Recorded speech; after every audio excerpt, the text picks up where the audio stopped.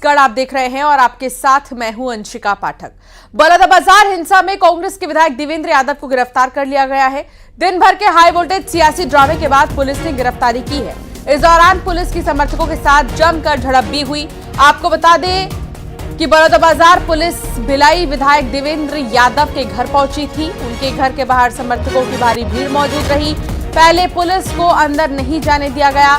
इसके बाद प्रदेश कांग्रेस अध्यक्ष दीपक बैज भी उनके आवास पर पहुंचे।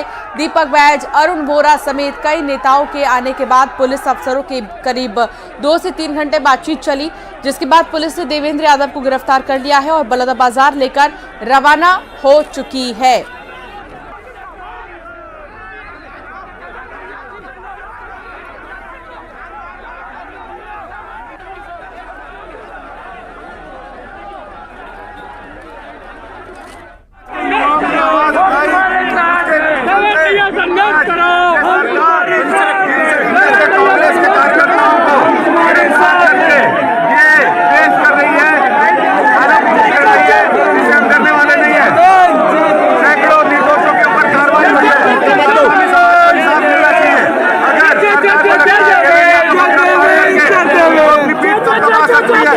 जनता पार्टी के नेता मंच से लेके पूरे कार्यक्रम में शामिल थे।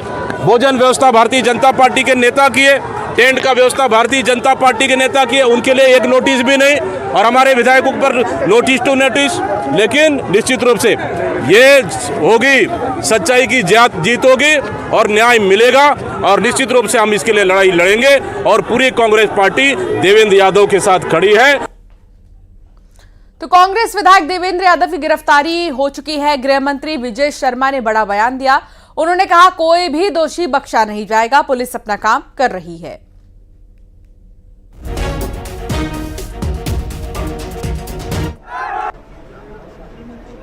बलौदाबाजार में जो हिंसा हुई है उसके बाद विधायक देवेंद्र यादव को पुलिस ने गिरफ्तार कर लिया है। हमारे साथ है गृह मंत्री विजय शर्मा जी, उनसे चर्चा करेंगे। देवेंद्र यादव को गिरफ्तार करके पुलिस ले गई है, काफ़ी हंगामा हुआ, समर्थकों ने भी उनका हंगामा हुआ है। मुझे नहीं मालूम है, मैं और स्पष्टता करता हूँ, इसमें पता करता हूँ, परंतु जो भी है सहयोग करना चाहिए पुलिस का। और पुलिस ने बड़े दिनों तक शायद जाँच की है और बड़ी घटना भी थी और हम लोगों ने तो साधारण फोटो वगैरह देखा था, लेकिन पुलिस की जांच में शायद उनको कुछ मिला होगा, इसलिए किया होगा। आप लोग न्यायिक जांच की बात कर रहे हैं, कई गिरफ्तारियां भी हुई, उसके इतर जो है कांग्रेस लगातार विरोध करते नजर आ रही है और इस पे प्रदर्शन की बात भी कह रही है कांग्रेस। नहीं भाई, कलेक्ट्रेट को जलाया गया, एसपी कार्यालय को जलाया गया और छत्तीसगढ़ के कुल मिलाकर जो सीरत छत्तीसगढ़ की है उसको धूमिल करने की कोशिश की गई। तो ऐसा करने वाले के समर्थन में हैं क्या? जो भी होंगे, मैं नहीं कह रहा हूँ XYZ, जो भी होंगे ऐसे करने वाले के समर्थन में थोड़े हैं। और इसमें भी जो भी है पुलिस को जांच में सहयोग करना चाहिए। तो ये थे गृह मंत्री विजय शर्मा, जिन्होंने साफ कहा है कि पुलिस को जांच में सहयोग करना चाहिए क्योंकि पुलिस कार्रवाई कर रही है और जो भी दोषी है उन पर सख्त कार्रवाई होगी। कैमरामैन राजेंद्र के साथ आकाश शुक्ला, न्यूज़ 18, रायपुर, छत्तीसगढ़। देवेंद्र यादव की गिरफ्तारी पर बघेल का बयान आया है। पुलिस राजनीतिक दबाव में काम कर रही है, ऐसा बघेल का कहना है। बीजेपी से जुड़े एक भी नेता से पूछताछ नहीं हुई, राजनीतिक साजिश में ये गिरफ्तारी की गई। सुनिए उनका क्या कहना है। बलौदाबाजार की घटना को लेकर आज विधायक साथी भाई देवेंद्र यादव की गिरफ्तारी हुई है। इस पूरे घटनाक्रम में पुलिस की जो भूमिका है, सरकार की भूमिका बेहद संदेहास्पद रहा है। भारतीय जनता पार्टी से जुड़े एक भी नेता से न पूछताछ की गई, न उसकी गिरफ्तारियां हुई। वीडियो विजुअल में जो स्पष्ट दिखाई दे रहा है, देवेंद्र यादव न मंच में गए थे, न वहाँ ज़्यादा देर रुके, लेकिन उसे पुलिस बुलाई, उस बयान भी लिए और उसके घर में जाके अभी गिरफ्तार किए हैं। बहुत सारी धाराएं लगाए हैं। पुलिस से मैं ये कहना चाहता हूं कि ये दुर्भावनावश या दबाव में आकर, राजनीतिक दबाव में आकर कार्रवाई उनको नहीं करना चाहिए। कुल मिलाकर कांग्रेस की तरफ से आरोप लगाए जा रहे हैं कि ये राजनीतिक साजिश है और जो देवेंद्र यादव की गिरफ्तारी हुई है ये गलत हुई है। रायपुर से आकाश हमारे साथ और दुर्ग से मिथिलेश हमारे साथ जुड़ गए हैं। मिथिलेश, अगर बात करें देवेंद्र यादव की तो यहां से पुलिस उन्हें लेकर रवाना हो चुकी है। अभी माहौल वहां पर कैसा है? क्या अब भी आक्रोश है समर्थकों में? देखिए, अभी कुछ देर पहले मतलब करीब 5:30 बजे के आसपास उनकी गिरफ्तारी हुई है। उस दौरान समर्थकों में काफ़ी आक्रोश देखा गया था क्योंकि वे सुबह से डटे हुए थे और नारेबाजी भी कर रहे थे। देवेंद्र यादव को हौसला बढ़ा रहे थे। वे कह रहे थे कि कुछ भी हो, न्याय के साथ वे खड़े हुए, उनके साथ वे खड़े हुए हैं और यही वजह थी कि शाम तक कार्यकर्ता डटे रहे थे। उसके बाद जैसे ही गिरफ्तारी हुई, कार्यकर्ताओं का थोड़ा आक्रोश तो जाहिर था कि उनके नेता को गिरफ्तार किया जा रहा है, ऐसी आक्रोश देखने को मिला। 5:30 बजे जब गिरफ्तार करके पुलिस उनको बाहर लेकर आई, उस दौरान कार्यकर्ताओं ने जमकर अपना आक्रोश प्रकट किया। लेकिन विधायक देवेंद्र यादव कार के ऊपर में चढ़े हुए संविधान की पुस्तक हाथ में रखे हुए थे और साथ ही एक झंडा पकड़े हुए थे जो घासीदास बाबा का था। तो कुल मिलाकर ये कि उन्होंने ये स्पष्ट किया, वो ये संकेत दे रहे थे कि उनकी न्याय की जीत होगी और वे समाज के साथ में है, किसी के साथ अन्याय नहीं होने दिया जाएगा। और जब ये यहाँ से गुजरे तब जगह जगह उनका जो पुलिस है उसका विरोध किया जा रहा था, लेकिन पुलिस उनको लेकर रवाना हो गई है और कुछ देर के बाद में संभवतः वो बलौदा बाजार पहुंचेगी। उसके बाद में आगे की कार्रवाई की जाएगी। लेकिन कल यदि बात किया जाए तो कल जब उनको नोटिस मिला था देवेंद्र यादव को, तो उन्होंने ये कहा कि दुर्भावनावश ये कार्रवाई की जा रही है। लगातार जब वे व्यस्त रहते हैं उसी दौरान पे उनको नोटिस दिया जाता है ताकि वे वहां पर मौजूद ना हो सके। और वैसे ही हुआ कि कल उनको उपस्थित होने के लिए कहा गया था, उसके पहले ही उनको सुबह ही पता चला कि उनको नोटिस मिला है, तो वो शाम तक कैसे पहुंचते। तो इस वजह से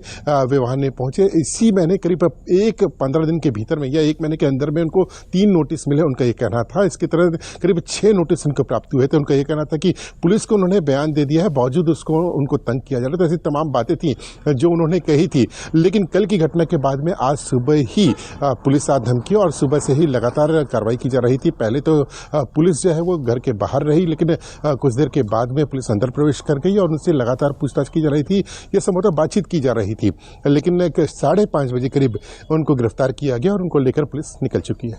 जी ठीक है मिथिलेश, अभी तो पुलिस वहां से निकल चुकी है, लेकिन आकाश अगर बात करें तो रायपुर में सियासत काफी ज्यादा तेज हो रही है इस पर। और एक तरफ जहां कांग्रेस का ये कहना है कि राजनीतिक तरीके से साजिश है, तमाम चीजें कांग्रेस की तरफ से की जा रही है, तो बीजेपी का ये कहना है कि जिसने गलती की है उसको सजा तो मिलेगी मिलेगी।